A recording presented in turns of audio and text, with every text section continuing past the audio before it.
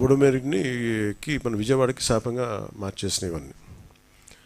ఇప్పటికీ కొన్ని ప్రాంతాల్లో ఆక్రమించిన ఇళ్ళు, ఆ ప్రాంతాల్లో ఇల్లు నిర్మించారు. తర్వాత నిర్మించిన ఇళ్ళకి అవుట్ఫుల్ డ్రైన్స్ లేకపోవడం, వరద ఎటు వెళ్తుందో తెలియక అది విజయవాడ సగం నగరాన్ని వరద నీరుతో ముంచెత్తేసింది.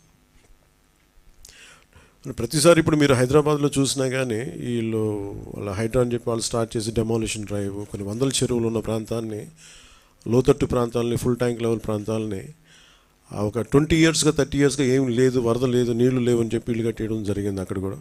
అలాగే ఏ మూల భారతదేశంలో ఏ రాష్ట్రంలో అయినా సరే, అలాగే ప్రత్యేకంగా తెలంగాణ కావచ్చు, అలాగే మనకు సంబంధించి ఆంధ్రప్రదేశ్ కావచ్చు, ఇది ఈ నదీ పరివాహక ప్రాంతాలు ఇక్కడి నుంచి సహజ స్థితిలో అది ఆ వాగులు వంకల నుంచి వెళ్ళి సముద్రంకి వెళ్ళే దిశలో ఆ దారి మధ్యలో ఇల్లు కట్టేయడం, లేదంటే లేఅవుట్లు వేసేయడం, ఇవన్నీ వైలేషన్ ఒకళ్ళు చేయలేదు. ఇది కొన్ని దశాబ్దాలుగా కొంచెం ఇంక్రిమెంటల్గా చేసుకుంటూ వచ్చి అది చేసుకుంటూ వచ్చారు.